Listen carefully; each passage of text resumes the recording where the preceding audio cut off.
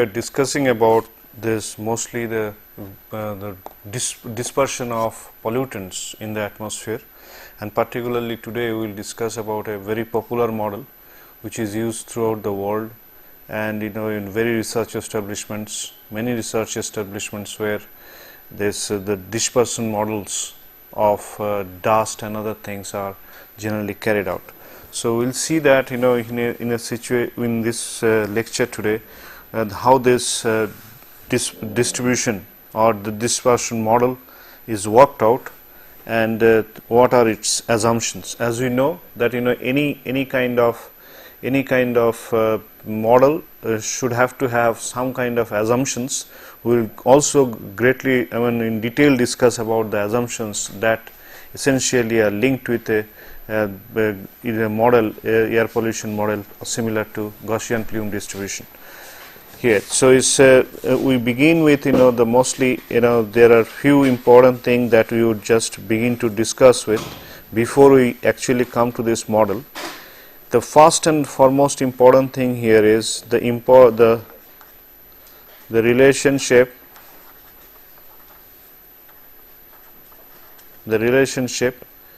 between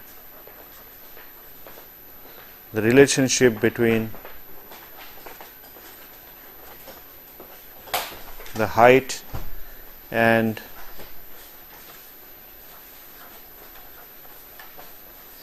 velocity of air.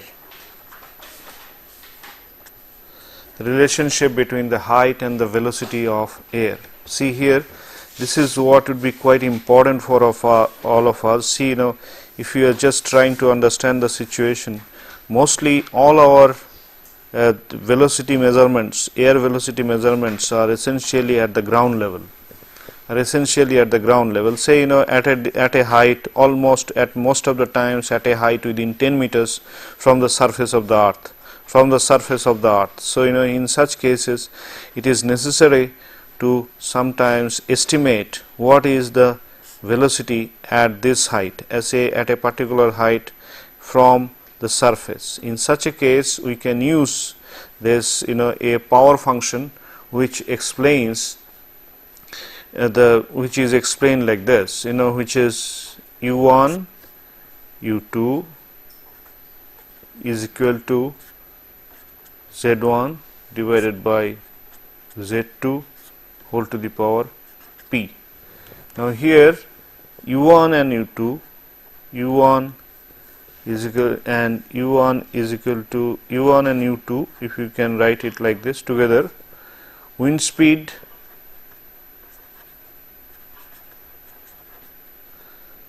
at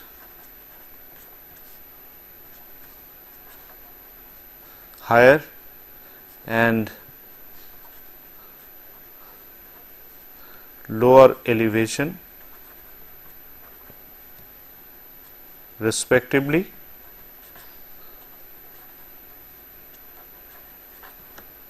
and this one is the Z1 and Z2 correspond to a similar height, higher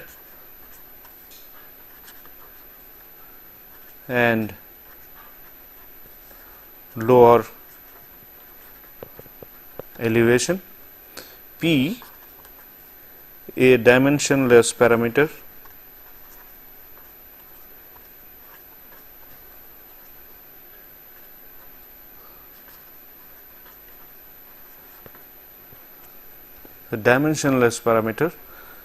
that varies with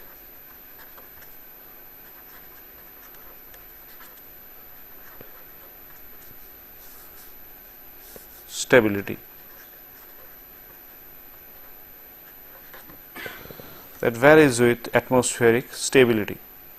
So here all you can see is says mostly in cases u1 by u2. So here it is, say if it is just as for the convention as I have said, u1 and u2, this one is the z1 and this one is z2. Either way, if we know this p and we know u1 and u2 and also another parameter, so z2, in such cases we can find out if this is known to us, if this is known to us, this is known to us, and this is known to us, we can find out what is this. So, by using this power function. Okay. So, the value of this P as the dimensionless parameter I have discussed is essentially depends on another very important factor, which is known as atmospheric stability, So, in such cases, as you can see here,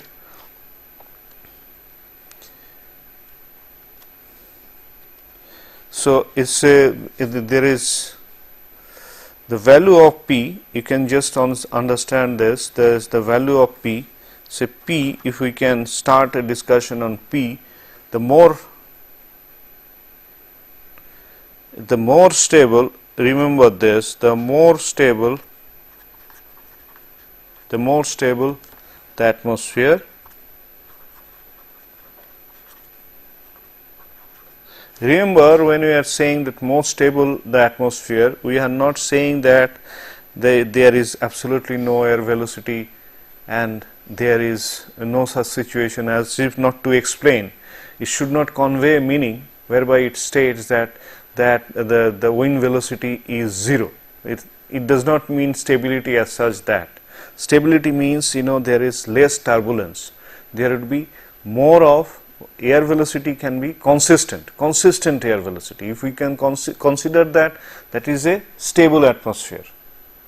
In an unstable atmosphere, the velocity keeps changing all the time, the velocity keeps changing, and as a result of this, and all velocity, direction, all those things essentially changes in an unstable atmosphere.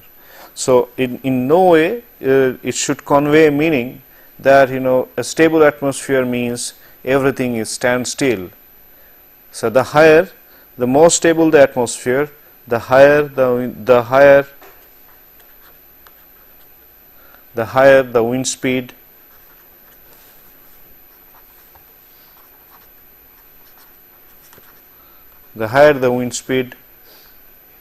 becomes,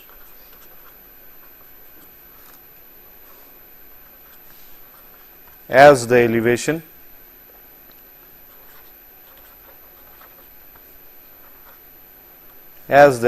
increases,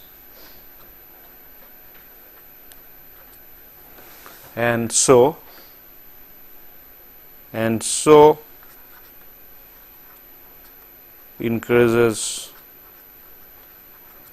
increases P, and so increases P. So, here also this is so increases P. So, the more stable the atmosphere, the higher the wind speed becomes as the elevation increases, and so increases P. So, you can just consider this P. Also, there is another effect. P is also dependent on the roughness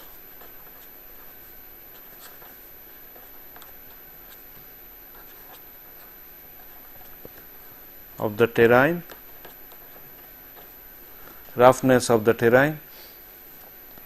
The rougher the terrain,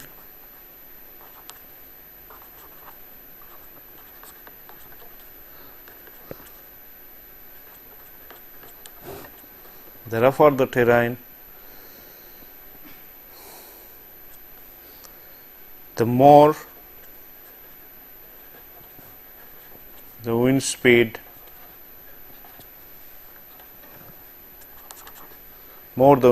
near the surface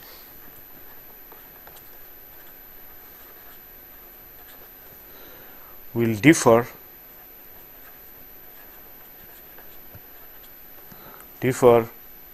from the wind speed higher up.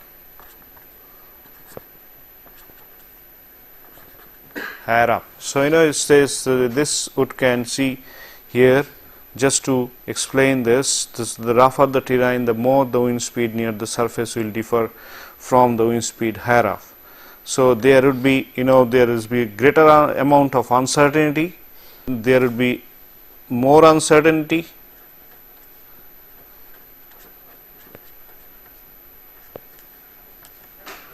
in calculation,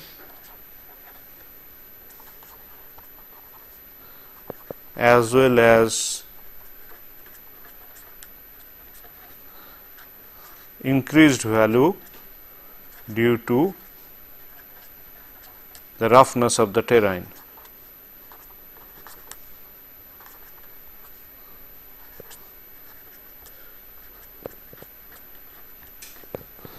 Roughness of the terrain, right? Due to the more uncertainty in calculation, as well as increased value due to the roughness of the terrain. So it's just trying to understand this, so we can estimate, we can have an understanding of the characteristics of P depending on two aspects. One is the stability of the atmosphere and as well as the roughness of the terrain. We will see how actually these values should be used, how these values should be formed.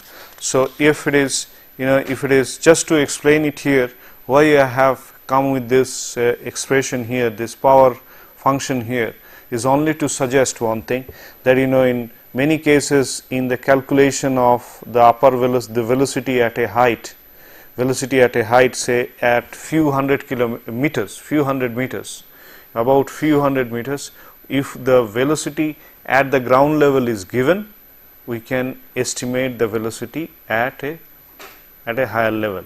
Remember, for this power law function, this power function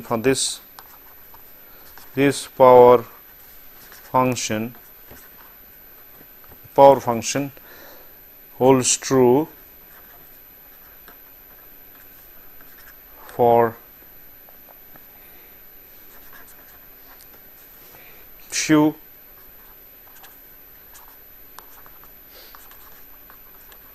hundred meters above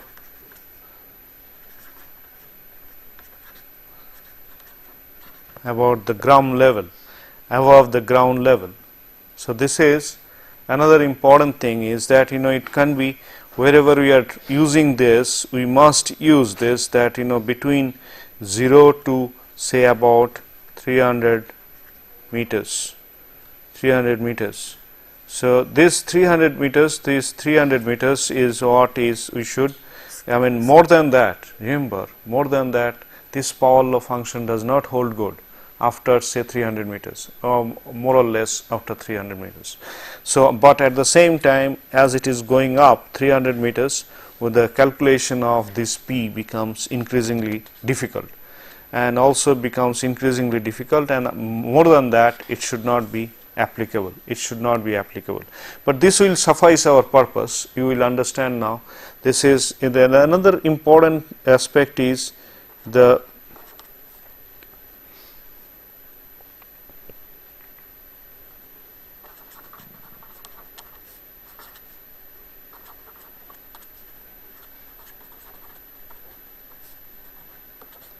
atmospheric stability and the value of P.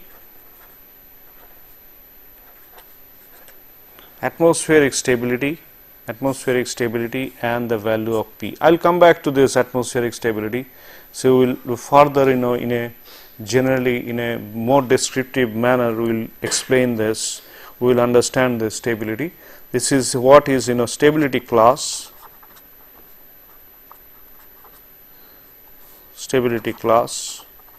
I will come back to this. Description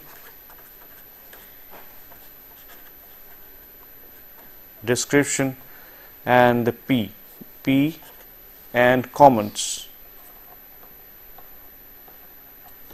This is A, B, C, D, E, F.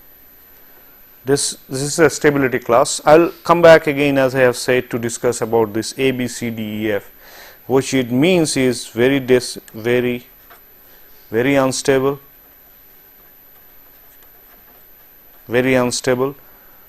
moderately unstable,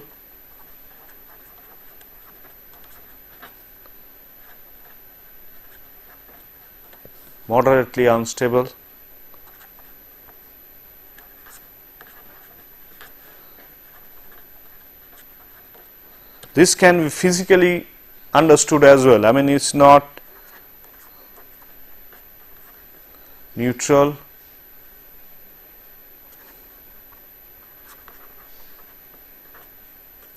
slightly stable,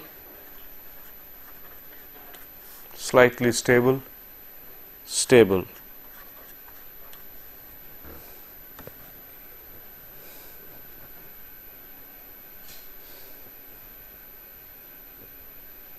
Slightly stable and stable. Okay. Here what is the value of P is like this: 0.15, 0.15, 0.2, 0.25, 0.40, 0.60, and the common should be in for smooth terrain,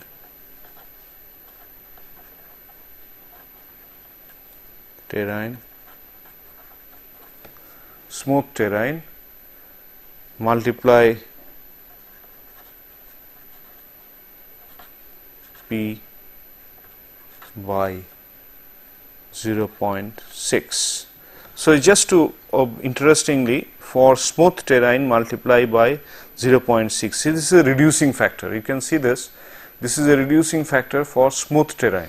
So, in rough terrain, so smooth terrain and rough terrain, if you do not, if you have a confusion here, a rough terrain would be like this, or more like this is a rough terrain. While there is a smooth terrain is a relatively smooth surface area. So, if you are estimating the velocity at say at a surface like this and at a surface like this, at these two different surfaces, the value of P would be higher here than the value of P on the smooth terrain. And as you can see, multiplying P by 0.6 is essentially a multiplying by a reducing factor. Okay. So 0.6 becomes a reducing factor that we have come to know. Okay.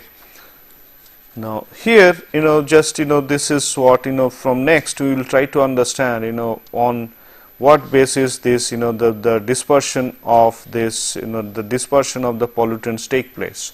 We will see we will particularly take this case all these dispersion models.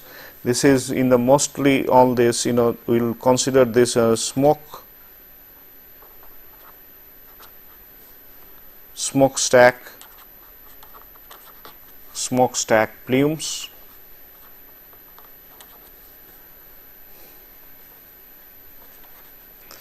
and adiabatic lapse rate ALR, smokestack plumes and ALR. See this ALR, I have already said this is adiabatic lapse rate. What we are trying to do now is this we will try to see how this smokestack plumes, what is a smokestack?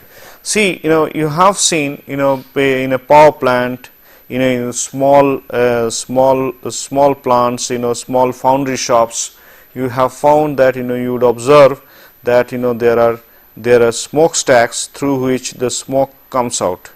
This is essentially, if we are just not interested about the details at the bottom, you can see this, you have observed the plumes coming out like this.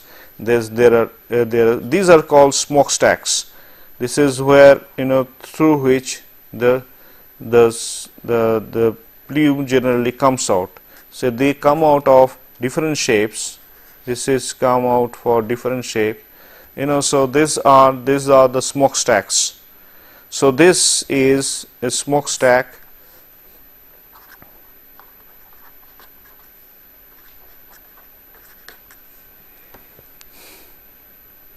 So they have other names also, you know, so sometimes they would be known as chimneys. Then as in the power plant, you know, they would be known as chimneys. Then they would be simply known as stack. Okay, they would be simply known as stack, etc. So there may be few number of, you know, the nomenclature about the smokestacks. So for all our practical purposes, a smokestack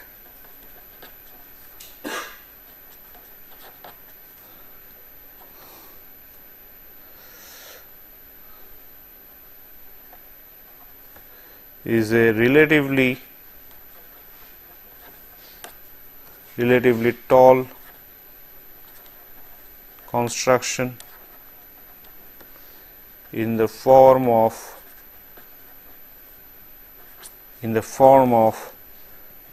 pipes and chimneys that give out the flue gases in the atmosphere.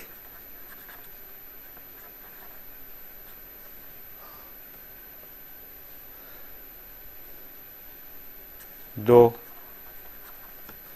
height is important,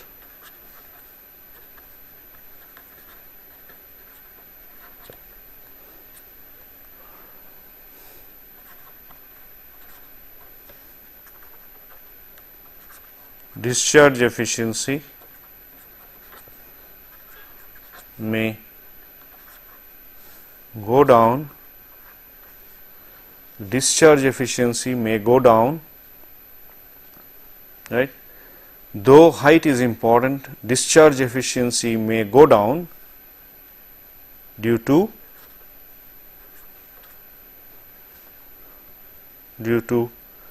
the increased height.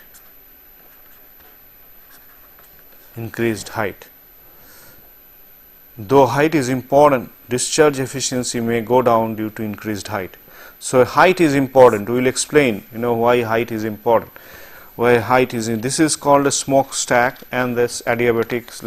This is called a smokestack, and we will now observe how, you know, in a different kind of smokestacks, how the plume characteristics changes. Plume's characteristics changes.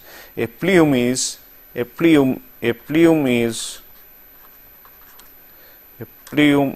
an envelope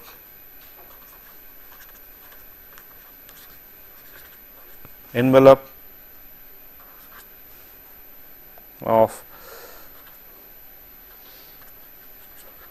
emitted or discharged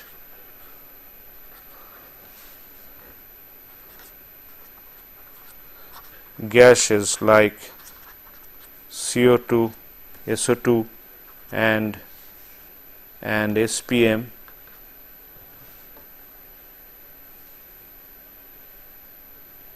formed in the atmospheric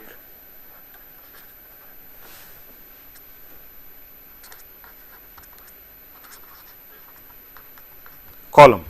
A plume is an envelope of emitted or discharged gases like CO2, SO2 and SPM, etc. You can think of something else as well, etc. formed in the atmospheric column.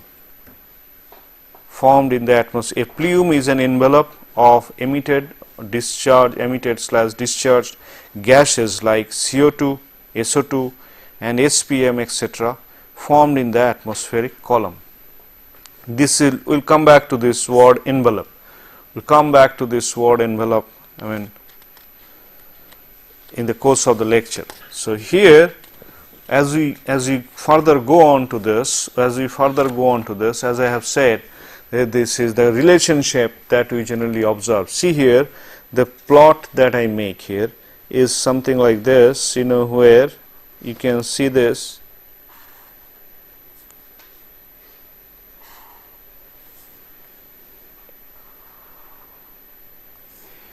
Okay.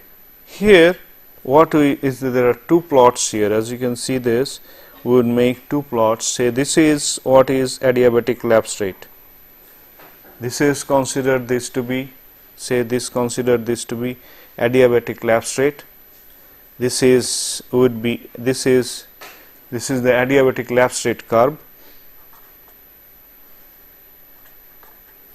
ALR. Also, in many books you will find this referred as this with a sign like this, ALR, which it means that adiabatic lapse rate. So what is simple, I mean, if you have not understood it as yet, this is where is the surface temperature. So surface temperature, as I have said, 10 degrees centigrade per kilometer, or say 1 degree centigrade per 100 meter, it will keep on reducing. So if you just plot 2 or 3 lines through points on this, from this the surface temperature, and then try to plot it at reducing the value at 100 meters, and then 100 meters, and reducing the temperature by 1 degree. So you find the plot. So if it is say 25 degrees centigrade here, and another point would be at say 24 degrees centigrade at 100 meter, isn't it? So this would provide you the this adiabatic lapse rate. This adiabatic lapse rate, if you just consider this, with this adiabatic lapse rate, if you just try to find out, there's the value here, just like this, if it is the atmospheric temperature profile, this is atmospheric temperature which is actually available at the atmospheric, say this is the atmospheric temperature profile, this is the atmospheric temperature profile, which is almost closely resembling to this adiabatic lapse rate in a situation like this. This is adiabatic lapse rate, which is an ideal condition. This is the atmospheric condition. Okay, this is called atmospheric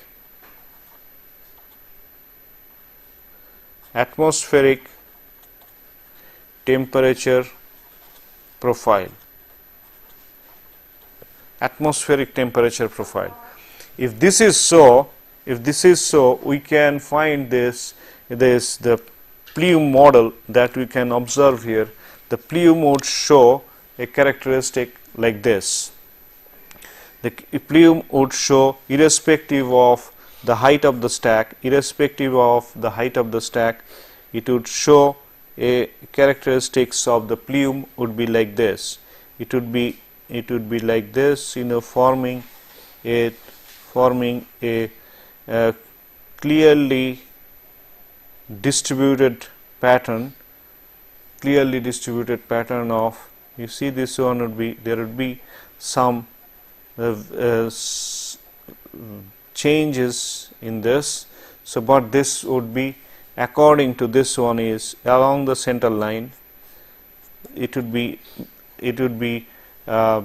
symmetrically distributed along a central line.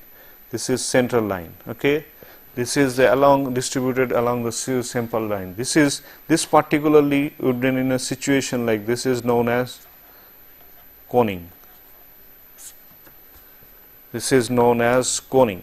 Atmospheric temperature profile, is connected with this ALR and atmospheric temperature profile when they are like this in a particular time of the day or in a particular season, when ALR and say atmospheric temperature profile are quite similar or quite close to each other. In such cases, we will find the plume which would be discharged from the smokestack would have an identical distribution on both sides of the central line. Okay, so this is what is called the coning. In some other cases, we can think of, in cases like this, we can think of a situation like this, where we would find this as this here, that if you just try to plot the same thing, the adiabatic lapse rate does not change. Remember this, adiabatic lapse rate remains same, this one remains same, but if you just observe that this one is being changed to this one is being changed, this atmospheric temperature profile changing like this, atmospheric temperature profile changing like this. We will find this the pollution, particularly the smokestack dispersion of the plume, would be like this.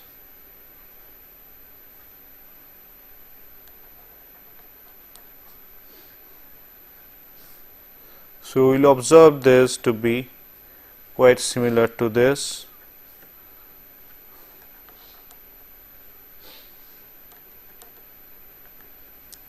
Okay. So this is what it would be quite looking like. What is observed here is that what we have generally a more random or a more vigorous, this is along the center line, this should be along the center line. So you can see this more vigorous up and down movement of the gas plume, This is called as looping. This is called looping. This is how the loops should be formed. So on the other hand, if you just observe this, this is called looping, and on a similar situation like this, if you just observe this one, where it is, where this adiabatic lapse rate remains the same, the adiabatic lapse rate say remaining the same, this one is what is remaining the same. But if you just observe that this particularly the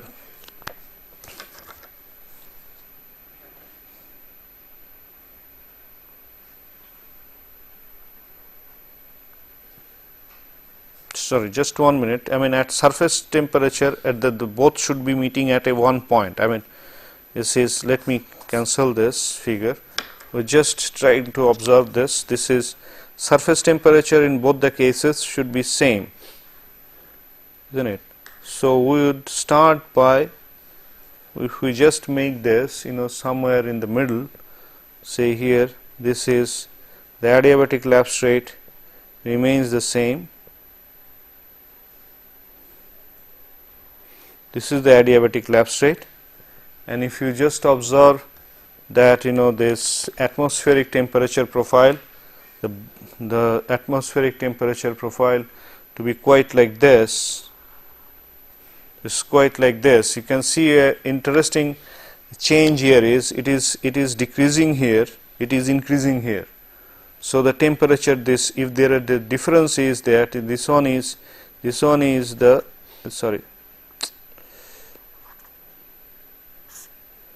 this one is the ALR that we have shown. This is what is the ATP, that is atmospheric temperature profile. So we can find here in this case, the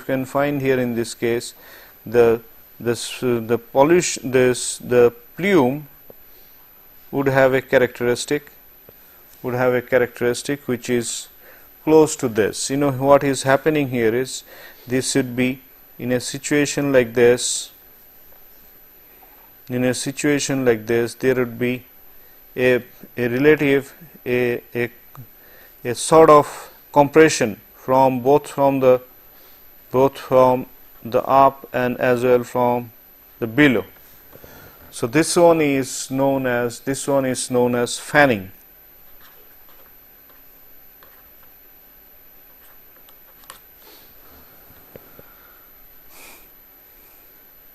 This one is known as fanning. So here, so whatever the hot gases that would come out of this smokestack, all this, remember, another important thing about the smokestack plumes is that all these gases are hotter than that of the atmospheric temperature at that point. Remember this. This is also an important parameter or qualification for this smokestack. So this is how it would be. The fanning would take place, where the zones, you know, this the plume would not be able to be distributed, I mean, in a more vigorous way as it has done in the case of coning and looping in the fanning. It would be more or less it would be something like a band instead of a loop, or instead of a cone that you can observe here, this coning that takes place. So this is what is the fanning, coning, looping, fanning that we can see. There is another important changes that we observe here is this one is particularly also quite important, is that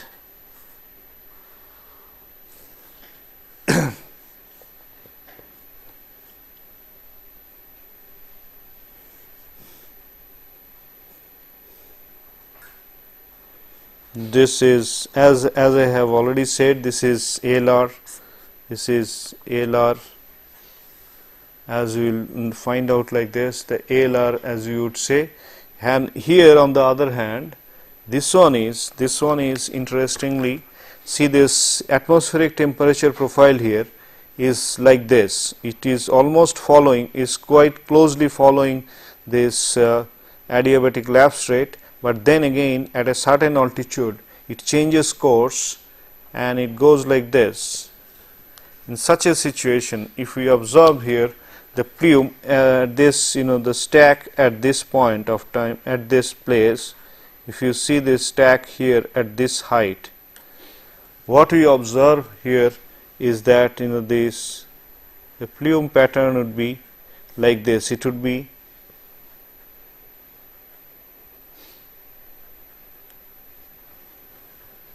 so. As the plume, the surface on the or top surface becomes continuously hotter, so there will be, you know, the gaseous flue gases that will come out would eventually be denser than the atmospheric at that condition at that point in the atmosphere, at that height in the atmosphere. So if it is forming denser, it will find it to be denser, so it would generally come down. So you can see this, you know, this is what would be the pattern in such case. This pattern is known as fumigation.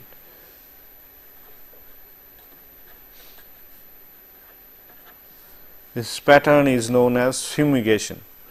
On the other hand, the last one that we would explain this is also there is another variation to this, another variation with this adiabatic lapse rate and that of adiabatic lapse rate and that of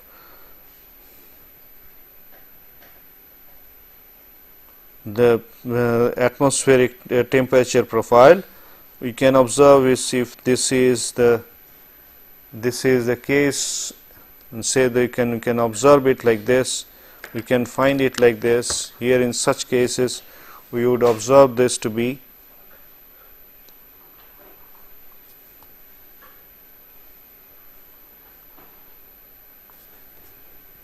okay.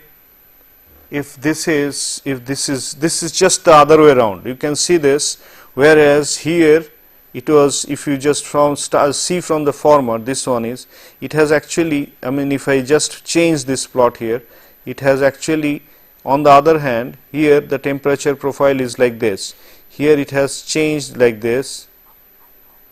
Till this time it contradicts, or it is completely different than the adiabatic lapse rate.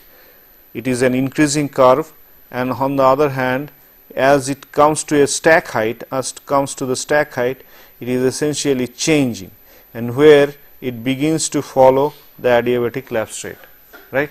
This is what is the plot I have made. You see this, it goes against the adiabatic lapse rate till at the smokestack height, and then from that height onward it begins to follow the adiabatic lapse rate again. It begins to come closer to the adiabatic lapse rate. In such cases, we observe that, you know, this particularly the smokestack pollution, the smokestack emission would form a plume which would be like this. It would be like this, since it would be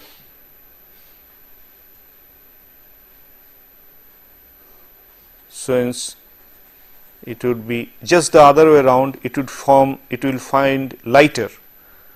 Here it was denser, which was being discharged from the atmospheric air. Here it is lighter than the atmospheric air present at that point of time, present at that place. So here it would be rising. So it is generally called as lofting. It's known as lofting. It's known as lofting. Okay.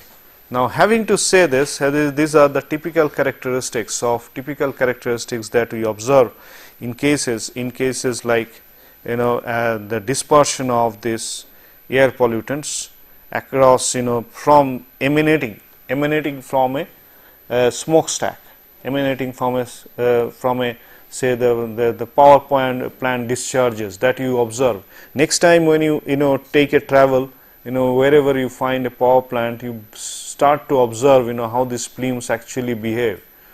What you will find some interesting observations in that. Many of these cases you will find these patterns are being followed.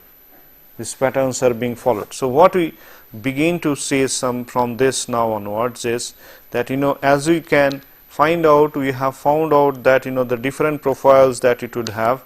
See, mostly this coning, looping, fanning, fumigation and lofting.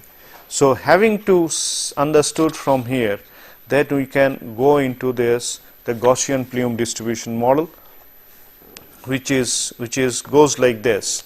This particularly beginning to understand this, it would require a certain amount of drawing here. Just as you can see, this would be okay. Let me draw it from here.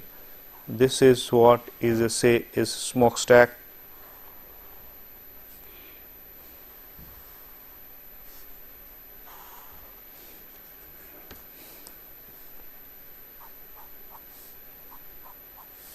This Gaussian plume distribution is basically following the normal distribution. This is basically following the normal distribution, and how it looks like. This is what it would look like. So here in this case is, as we can observe,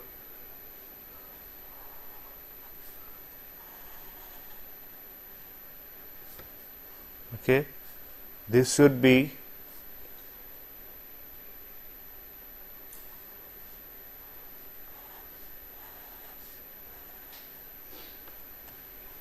this would be the plume. This would be the plume, right? This is what is the plume. See this, this, as you can observe here, if you just try to observe this like this, it would be, say initially, if you just make a cross section, like this, this would be forming like this initially, then it would be forming like this, then it is, as with the distance, the plume is taking a shape like this. This is what is the plume would look like this physically with distance, starting from this place here. If you just try to observe the plume, facing the plume, if you just try to observe, say here, it would begin to disperse, the pollutants would begin to disperse like this. The pollutants would begin to disperse like this. So here, as you can see, that the concentration here would be higher concentration, it would go to lower concentration, higher to lower concentration, but it would spread like this. This is the spread. This is what is known as the plume. If you make a cross section along this, it would look like this, or quite look like this. So here you can see this, there's one important thing here is, every plume generally, for the Gaussian plume, we would understand that this should be forming a center line. It's not necessary that all plumes should follow center line, but we would observe for this Gaussian plume distribution to have a center line, and this would be, I'll come back to this, would be forming a symmetrical distribution on both sides. So you can see these are these two end, these two sides are these two sides and these two sides. These two sides, this one and this would be identical. This would be quite identical. So you know what Gaussian, this is the plume boundary. So this is known as this time averaged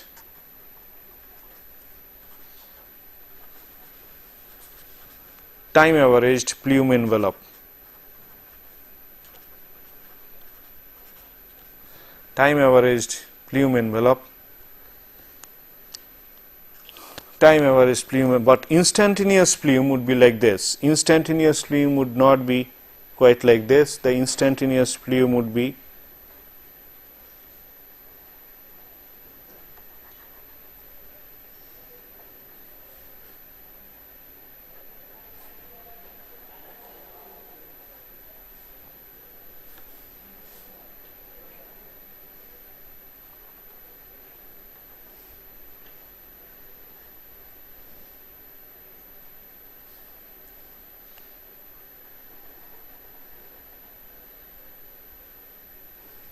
okay.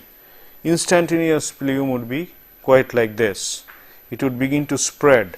It would begin to spread, but it would remain confined within the plume. So this is called instantaneous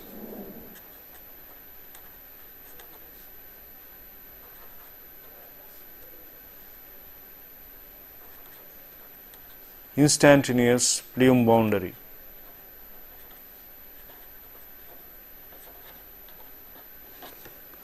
It's known as instantaneous plume boundary. This is time averaged, this is time averaged plume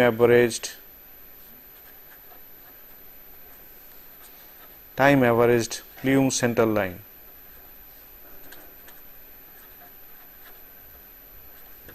Time averaged plume center line. And this one, we would require this explanation. This is the H, is the stack height. This is the above the center line, this about this position here. This one would be known as del H. H and del H. So this one is del H. That is the lift. As they are, you know, these are very hot gases, as I have said, all of these are hot gases. They will have certain buoyancy in them, essentially, isn't it? So the surface temperature, the temperature of this emitted gases or these particulates would be more than the ambient temperature at that point. So as a result of this, this would form a certain kind of buoyancy on that. This buoyancy would take them a lift. Buoyancy would allow them to get lifted. So this buoyancy, you know, here was, though we have written this del H to be as if to suggest, you know, del H is very small compared to H. It is not so. In most of the practical cases, you know, we would see, we find, say, the del H to be about 60% of H, 60% of H, and this, the range is about 60% to, in sometimes it can be up to 120% of H. So it can be sometimes even more. It can be sometimes even more. It can be sometimes even more. So you know, you can see this more than the H. You can see this. So though we have said this to be like this, so you know, mostly it would be somewhat, you know, the value is quite substantial. It's not like a del H that we generally know of. See, this del H, for most of the cases, you can find, if you are working out in the examination or any other places, you can generally estimate this H, del H, to be, if it is nothing else is given, about del H should be about 70% of H. So which would makes it is a quite a big value by all means. Quite a big value by all means. You can see this one would be This would be the height is the z axis that we will come back to talk about. This is what is the x, this is the along this line, along a distance at the point where we would measure this, point where we would try to understand the concentration. This one is this distance, the distance would be known as x. This is the x from the point here, okay, and this one is known as, this is what is the instantaneous, this is the plume envelope.